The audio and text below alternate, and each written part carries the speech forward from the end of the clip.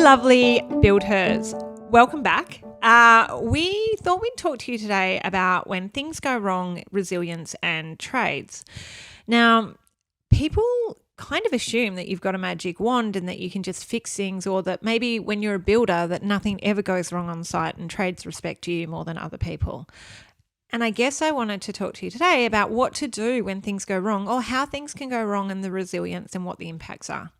So the other day, a couple of weeks ago, I had a bricklayer booked in. So I had 4 days of inclement weather. So what that meant was that it was a massive storm, big rains, and the bricklayer, which I had booked in since actually last year and had done half the job, was then caught up on a commercial job because he had liquidated damages. Liquidated damages are when a project is over time, there's a chargeback to that trade or that builder, or a client chargeback for causing a delay to the builder. So this bricklayer was on a commercial project, and because of those 4 days of inclement weather, he was due to start and he had to get this done in 6 weeks. It required his whole team, and he was going to leave because the liquidated damages were much higher than I was actually paying for the job that we were asking him to do. So he basically left me. So I had him booked in for the next day, and then booked in for the next day. And then on that day, he rang me and said, look, I can't actually do the job.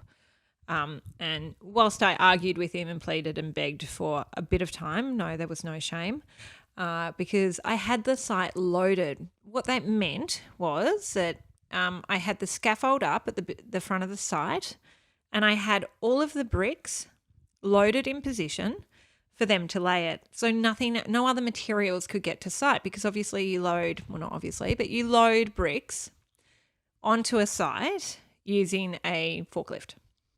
So that was my situation. I basically had scaffold up, I had the site loaded, and the bricklayer that was due to turn up had left, and I had roofers booked in for the following week. So I needed to solve that problem. I had 1 week to get the bricks laid. So some people would sit and go, oh, well, I'm going to have to wait the 6 weeks. There's nothing I can do. Other people would make a half-assed jab at it. What I did was I made a list of all the people that I knew that were building in the area, builders, developers, BuildHers, that were building in the area, because there's no shame here. And I rang every one of them and I asked for the name of their bricklayer, and I asked if there was any way I could get someone. Now, our mates, our very lovely mates over at Gamma Homes, go check them out, give them a like on Instagram for me, or send them some love their bricklayers, gave us the name of Jason. And Jason is a wonderful bricklayer who was able to shuffle things around for the next week because he was on a non-urgent job. And was able to really help by squeezing us in.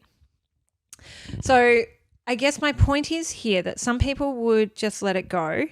Some people wouldn't be, I guess they would feel intimidated, or they'd feel like a failure, or that they should have had this organised, or that maybe when someone let me down that I wasn't important enough to do that job, that they would take it personally. Or you can spring into action and you can solve that problem.